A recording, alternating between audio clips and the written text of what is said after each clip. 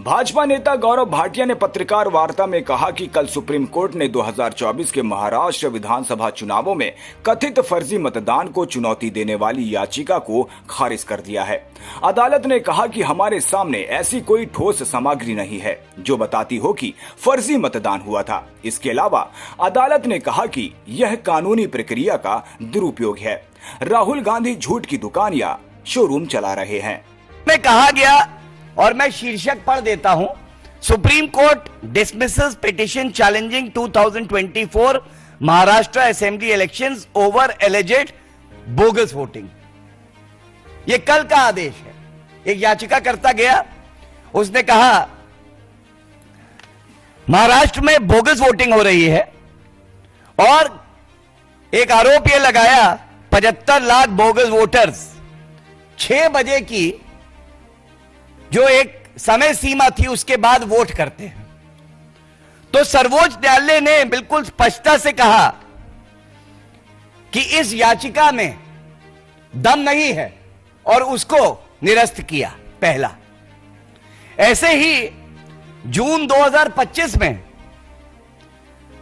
Bombay high court में यही याचिकाकर्ता गए थे और याचिकाकर्ता ने कई ऐसे निराधार आरोप लगाए। उन्होंने कहा 95 ऐसी कॉन्स्टिट्युएंसी हैं जहां पे गड़बड़ी हुई है। तो 2 न्यायाधीशों की खंडपीठ ने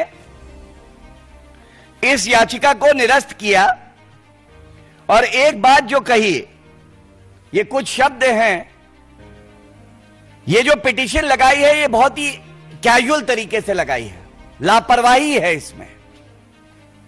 उसके बाद जो कहा, कोई भी टैंजिबल मटेरियल नहीं है हमारे सामने जिससे यह कहा जा सके कि बोगस वोटिंग हुई है या निष्पक्ष चुनाव नहीं हुए। और सबसे बड़ी बात है, न्यायालय ने कहा कि इस तरह की जब याचिकाएं आती हैं तो न्यायालय का जो बहुमूल्य समय है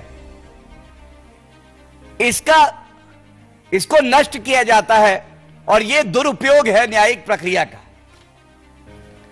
अब आप देखिए कैसे झूठ की, मोहब्बत की नहीं, झूठ की एक दुकान या शोरूम चला रहे हैं राहुल गांधी।